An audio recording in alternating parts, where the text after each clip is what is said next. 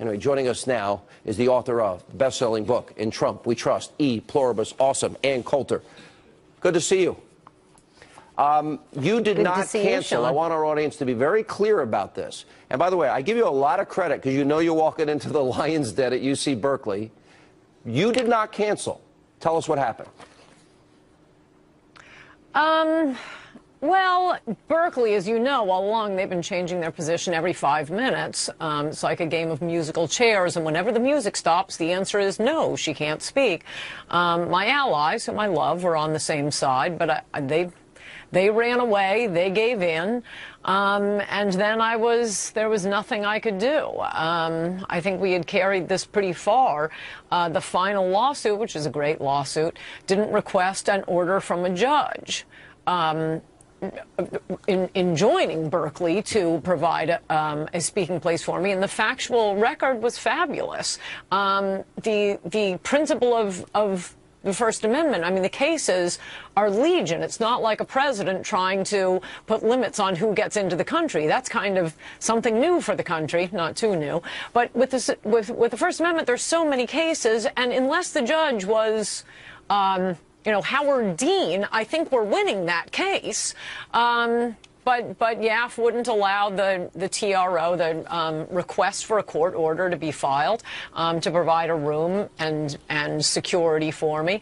And Berkeley's lawyers saw that and realized they're not serious, they're backing out. But, I mean, all along, YAF has been wanting to issue a sternly worded statement rather than have me speak. Starting with the requirements Berkeley put on, you remember that was the first step of this, that they would never put on a liberal speech. It had to be in the daytime. It had to be only students. They wouldn't announce the venue, and they kept saying, oh, this is outrageous, let's issue a statement. And I kept saying, no, I want to speak. Just keep agreeing. Just say yes, yes, yes. But at the end, YAF pulled out, said they wouldn't be associated with anything I did at Berkeley, and they wouldn't let the college Republicans bring a separate action either. So, I mean, even finding another lawyer, which I did, finding funding, what can you do? There's a great irony here. Berkeley is supposed to be the home of freedom of speech, the freedom of speech and freedom of expression. Do you agree with my point that there's a bigger issue here, that what I call liberal fascism and this intolerance towards any conservative? Look, there really is only one network that is fair to the president in terms of television, and it's Fox. You are friends with many of my fellow radio talk show hosts, and I believe all of us are a target as well. Do you agree that this is now an orchestrated, funded effort? I know people are paid to tape my show 4 hours a day in the hopes that I'll say something stupid that they can get me fired on. Do you think it's that bad? Is this a real, clear, present danger? That's fantastic. I hope they're listening to my segments on so your show, do I. Sean. They are. Don't worry. You know. They might learn something, which the Berkeley students will not learn.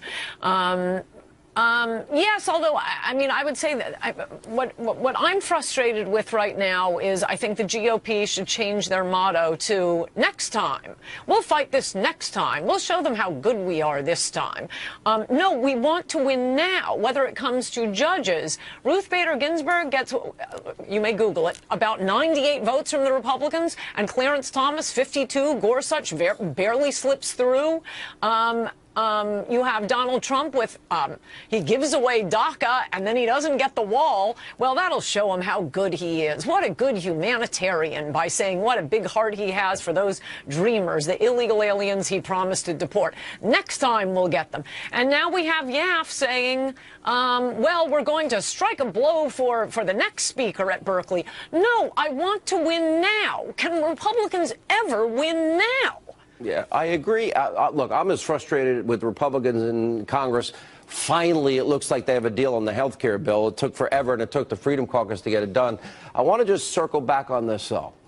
I believe that one of the reasons you're so hated over the years, you're iconoclastic, you're funny, you're smart, and you represent a threat to the left because you destroy them in every book you write and every column you write. Similarly, if you support Donald Trump, in the age of Trump, you're an enemy. You've got to be silenced.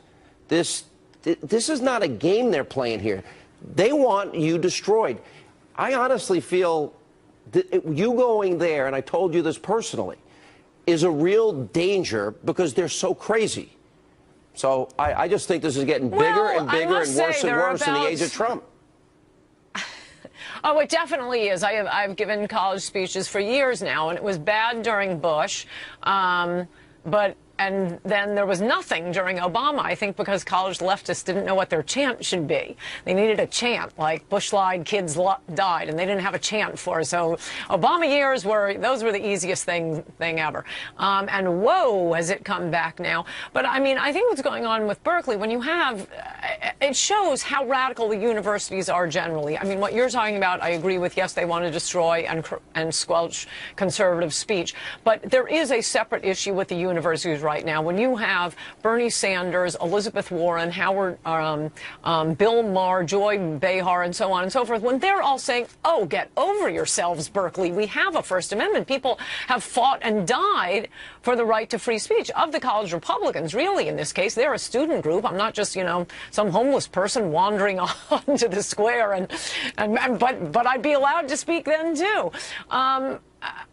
They are really outside the mainstream. They are publicly funded. Forget that this is where the free speech movement started. The amount of money they get from the state and the federal government. But all of the people who should have been standing up for the First Amendment here all ran away with their tails between their legs. Unbelievable. And by the way, I do think it is possible that today is Wednesday, Thursday, the Berkeley campus will be the safest place on the face of the earth because so many people were flying in to defend me. I give you a lot of credit. Maybe we ought to bring every conservative out to Berkeley, and we'll have a big conservative forum out there, and let's see how they deal with that. And I admire your courage. Thanks for being with us, sharing your story. Appreciate it.